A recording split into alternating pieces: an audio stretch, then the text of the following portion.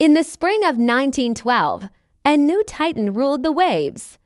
The Royal Mail ship Titanic. She was more than a ship.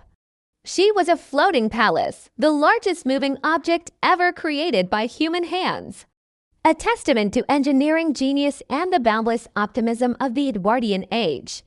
Her builders declared her practically unsinkable. From her magnificent grand staircase to her opulent first-class suites, she was the very definition of luxury and progress. On April 10th, under a brilliant sun, she slipped her moorings at Southampton, her decks crowded with hopeful passengers from every walk of life. They waved farewell, embarking on a maiden voyage that promised a new world, a new beginning. They were aboard a dream, a colossal symbol of human ambition, steaming confidently into the vast expanse of the Atlantic. 4 days later, the dream had turned into a frozen, moonless nightmare. The Atlantic Ocean was unnervingly calm, like a sheet of black glass, making it impossible to spot the danger that lay ahead. In the crow's nest, lookouts Frederick Fleet and Reginald Lee strained their eyes against the bitter cold and the impenetrable darkness.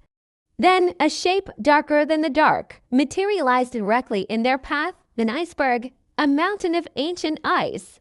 The warning bell rang out 3 times, iceberg, right ahead.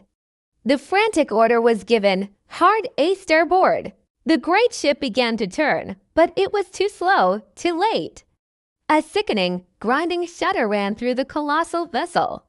Below the waterline, out of sight, the iceberg punched a series of holes along the starboard side, like a giant can opener, fatally wounding the unsinkable ship. For most passengers, the impact was little more than a slight tremor. Some, woken from their sleep, came on deck to find chunks of ice scattered about, playfully kicking them like footballs. But on the bridge, a terrifying reality was dawning. The ship's designer, Thomas Andrews, after a rapid inspection of the damage, delivered the grim verdict to Captain Smith. 6 of the forward 16 watertight compartments were flooding. The ship could stay afloat with 4 compartments breached, but not 6. He gave her an hour, maybe 2. The unsinkable Titanic was mathematically doomed.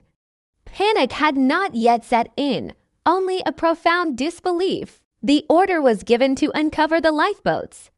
Distress rockets, white and brilliant, burst against the star-filled sky, a desperate cry for help into the empty ocean. In the wireless room, operators Jack Phillips and Harold Bride began tapping out the new international distress call, SOS. The stark reality of their situation began to tear through the initial calm. The command women and children first echoed across the tilting decks, a rule that would create heroes and seal fates. The chaos at the lifeboats was a heartbreaking spectacle of human drama. First-class passengers, wrapped in furs, were guided to the boats, some still reluctant to leave the perceived safety of the grand ship.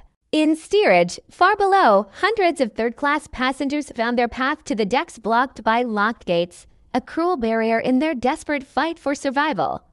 Husbands said their final goodbyes to wives, pressing them into lifeboats with promises of seeing them in New York. Amidst the rising fear, the ship's band, led by Wallace Hartley, assembled on deck. They began to play their brave, defiant music, a small island of calm in a sea of growing terror, a final, noble act of humanity. As the minutes ticked by, the great ship's bow sank deeper, and the angle of the deck grew ever steeper. The forward momentum was irreversible. Her enormous propellers, each weighing 38 tons, lifted completely out of the water, hanging exposed in the freezing air. The last lifeboats were gone, leaving over 1,500 people stranded on the sinking stern. Then, the lights, which had burned so bravely, flickered once, twice, and died, plunging the entire scene into absolute, terrifying darkness. From the blackness came a sound unlike any other, a deafening roar of metal tearing apart. The colossal stress on the hull was too much. The Titanic broke in two. The stern, now a vertical monolith against the night sky, hung there for a moment, a final, silhouetted tombstone, before beginning its final, horrifying plunge. It slid beneath the waves, taking with it the hopes, dreams, and lives of all those still aboard, into the 2-degree embrace of the North Atlantic. The ocean fell silent, save for the desperate cries of over 1,000 people struggling in the freezing water. It was a sound the survivors in the lifeboats would never forget. For those in the water, survival was measured in minutes. As dawn broke, the sky was filled with the colors of a new day, revealing a desolate scene of wreckage and bodies. On the horizon, a light appeared. It was the RMS Carpathia, racing through the ice field after hearing the Titanic's distress call. She would rescue the 705 survivors, the fortunate few who had found a place in a lifeboat. More than 1,500 souls were lost that night. The sinking of the Titanic was more than a maritime disaster. It was the end of an era of unchallenged confidence. Today, she rests in the crushing darkness of the ocean floor, a haunting memorial to the human cost of hubris. A timeless legend and a solemn reminder that will never fade. Thank you for watching.